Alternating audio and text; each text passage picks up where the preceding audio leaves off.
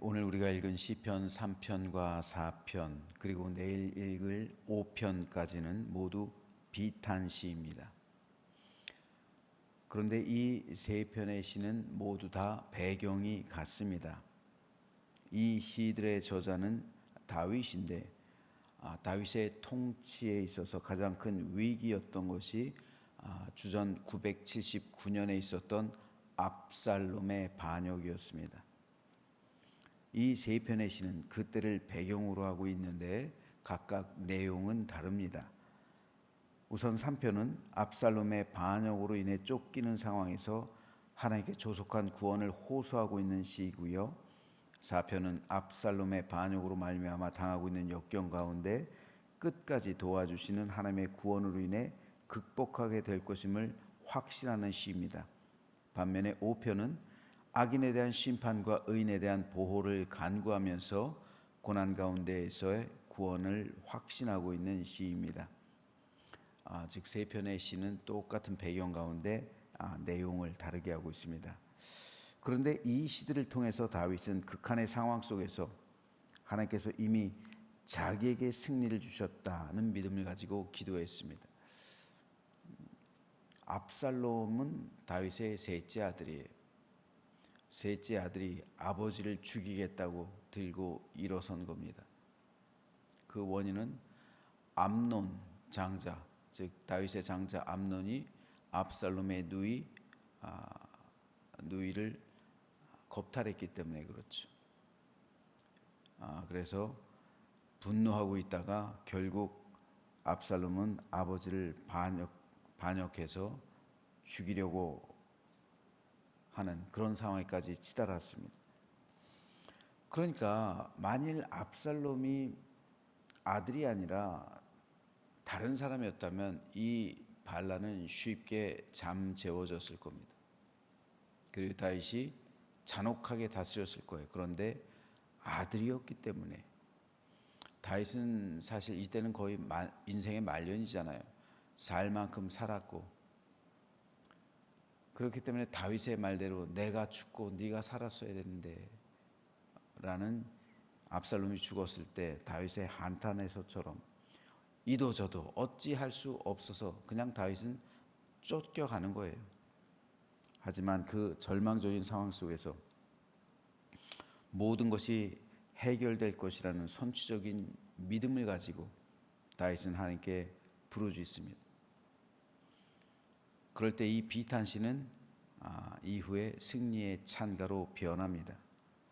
시편에 등장하고 있는 대부분의 비탄시들의 특징이 바로 여기에 있습니다.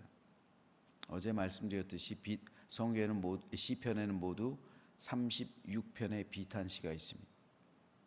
시편에서 가장 많은 주제를 차지하고 있는 게 바로 비탄시입니다. 그만큼 사람들의 인생길에는 기쁜 일들도 있겠지만 이에 못지않게 불행하고 슬프고 비탄스럽고 절망적인 상황에 빠질 때가 우리 인생길에는 많이 있는 겁니다. 그런데 인생의 고난을 당하는 것은 누구나 똑같아요. 하지만 그 상황에서 좌절하는 사람이 있고요. 그 상황이 변해서 축복이 되는 사람도 있어요. 선취적인 믿음이란 하나님께서 이미 이 모든 것을 예비하셔서 구원해 주시고 모든 문제를 풀어주시고 승리를 주셨다는 것에 대한 확신입니다. 이 확신 가지고 절망적인 상황 속에서 기도하며 버텨냈을 때 결국에는 믿음대로 된 거예요. 아브라함이 대표적이죠. 여호와 이레란 말이 왜 나왔습니까? 여호와께서 예비하심, 하나님께서 준비하심, 나를 위해 하나님께서 준비하시는 게 있어요. 그리고 고난을 주시고 시험을 주시고 때로는 역경과 절망적인 상황 속으로 나를 밀어 넣는 겁니다. 아브라함이 얼마나 갈등했을까요? 사흘간 모리아산으로 향하는 그 사흘간 이삭을 바치라는 것이 진짜 하나님의 뜻인가? 이걸 바쳐야 되나 말아야 되는가? 얼마나 많은 번민과 갈등이 있었을까요? 왜 하나님께서는 하필 사흘 길 떨어진 곳으로 그곳에 가서 이삭을 바치라고 했을까요? 그 사흘간 아브라함은 어마어마한 갈등 속에 있었어요. 하지만 결국 결단합니다. 선취적인 믿음이 있는 거예요. 이삭은 약속의 자녀예요. 이삭을 통해서 하나님께서는 네 자손이 바닷가의 모래같이 하늘의 별처럼 많아질 것이다 약속하셨어요. 이 약속을 붙든 거예요. 아, 이삭이 죽어도 부활하겠구나. 믿은 거예요. 아브라함은 확실하게 믿은 거예요. 아니면 하나님께서는 이삭을 죽일 리 없어. 어쩌면 이렇게 생각했을 수도 있습니다. 그래서 이삭을 실제로 죽이려고 칼을 든 거죠. 그랬을 때 하나님께서 그의 손을 붙드는 거죠. 이게 선취적인 믿음이에요. 여호와 이레. 하나님께서는 양을 예비하고 있었어요. 양을 예비하고 계시고 가시던 물에서 양을 그때 아브라함이 발견하게 되었고 그 양을 바쳤잖아요. 그 양이 상징하는 것이 뭡니까? 예수 그리스도잖아요. 모리아산 어디입니까? 성전이 세워진 장소잖아요. 이삭을 드린 그 바위가 지성소의 바위가 됐잖아요. 그 지성소를 중심으로 성전이 세워지게 됐잖아요. 그곳에 바로 예수 그리스도께서 임하셨잖아요. 이것이 얼마나 큰 여호와 이레입니까? 하나님께서는 이미 예수 그리스도를 통한 구속의 사역까지도 이미 하나님께서는 예비하고 있었던 거예요. 아브라함의 사건을 통해서요. 이것이 얼마나 큰 축복입니까? 그래서 예수님께서는 종종 병자들을 치유하실 때 내 믿음대로 될지어다 말씀하셨어요. 믿음대로 될지어다. 믿음대로 된다는 것은 바로 이 선취적인 신앙을 표현하는 겁니다. 하나님께서 이미 구원하시고 이미 해결하시고 모든 문제를 풀어주셨다는 사실을 믿음으로 확신하며 기도할 때 내 믿음대로 될지어다 라는 주님의 말씀이 응답되는 거예요. 내가 절망적인 상황, 고난당하는 상황, 역경과 환난 가운데 이거 당하는 건 모든 사람에게 똑같아. 하지만 내 믿음대로 될지어다 라는 주님의 음성은 선취적인 믿음을 가지고 여호와 이레 하나님을 경험하는 사람만이 들을 수 있는 말씀이에요. 그렇지 않으면 절망 가운데 하나님을 떠나거나 하나님에게서 멀어지거나 시험에 빠지거나 그리고 고난과 역경 속에서 낭망할 수밖에 없습니다. 우리가 살아가다 보면 경중의 차이는 있습니다. 하지만 누구나 모두 다 인생의 역경과 위기를 만나게 됩니다. 그때 우리는 다윗처럼 비탄의 마음에 잠겨서 비탄시를 쓸 수밖에 없어요. 내가 시를 쓰지 않는다 뿐이지 내 마음은 이미 비탄에 잠길 수밖에 없습니다. 대부분의 사람들은 이 순간에 절망해요. 절망은 희망이 꺾인 거예요. 소망의 날개가 꺾여서 날아갈 수 없고 희망이 죽음을 맞이해서 소생할 수 없는 상태, 이게 절망이에요. 그런데 이 순간 선취적인 믿음을 갖는다면 우리 역시 다윗처럼 모든 것이 회복될 것이고 모든 문제가 풀려질 것이고 모든 역경이 해결될 것이라는 축복을 맛보게 되는 겁니다. 예수님 말씀처럼 네 믿음대로 될지어다. 이 말씀이 실현되는 거예요. 내 삶 속에서요.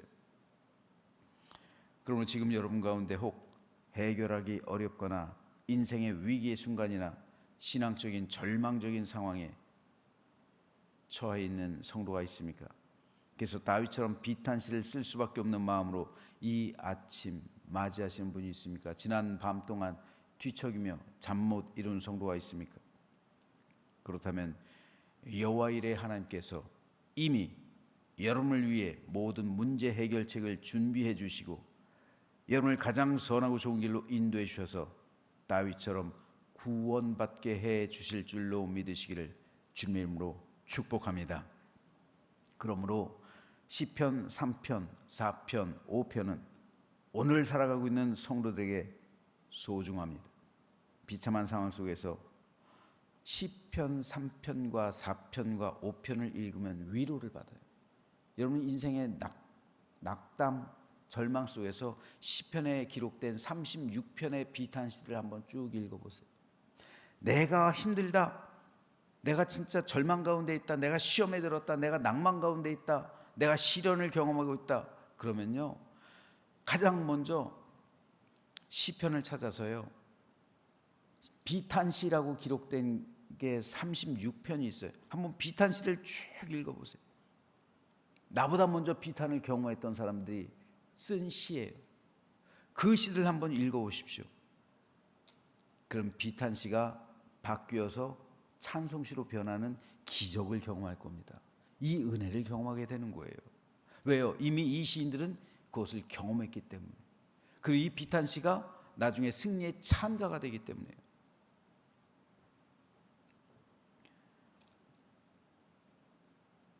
그래서 유대인들은 시편, 특별히 3편, 4편, 5편을 하나님의 전에서 매일 낭독했습니다. 매일 낭독했어요. 3편과 4편과 5편을요. 왜 수많은 시들이 있는데 하필 3편, 4편, 5편을 하나님의 성전에서 매일 낭독했을까요? 유대인들은 매일 상번제를 드리죠. 상번제는 아침, 저녁에 하나님께 드리는 제사를 상번제라고 해요. 매일 아침마다 그리고 저녁마다 유대인들은 상번제를 드립니다. 그때 유대인들은 아침을 맞이하면서 하나님과 하나님의 긍휼과 은총이 오늘 하루에도 넘치길 바라는 마음으로 다윗의 이 감격을 표현한 시편 3편을 아침 찬송시로 불렀어요. 아침 상번제를 드릴 때 하나님의 긍휼과 하나님의 은총이 오늘 하루도 우리와 함께하옵소서. 그때 부른 찬송시가 시편 3편입니다. 그리고 하나님을 절대적으로 신뢰하는 자는 두려움 밤조차 평안할 것이다 라는 것을 희망하면서 시편 4편을 저녁 상번제 때 찬송시로 불렀어요. 그리고 시편 5편은 아침 상번제 때 제사장들에게 공식적으로 불려지던 노래였습니다. 이처럼 다윗은 압살롬에게 쫓기던 그 비참한 상황 속에 있었지만 하나님께서 끝까지 자신을 도와주실 것이고 함께 하셔서 이미 모든 것에 대한 해결책을 예비해 놓으셨다라는 선취적인 신앙을 가지고 이 비탄시를 썼을 때 이 비탄시들은 승리의 찬가가 되었던 것이고 후대 사람들을 위해서는 위로의 시가 된 겁니다. 그래서 이 시들은 아침과 저녁에 드려지는 찬송시가 된 것이고 아침에 울려 퍼지는 말씀이 된 겁니다. 그러므로 이것은 오늘 저와 여러분에게도 여전히 중요합니다.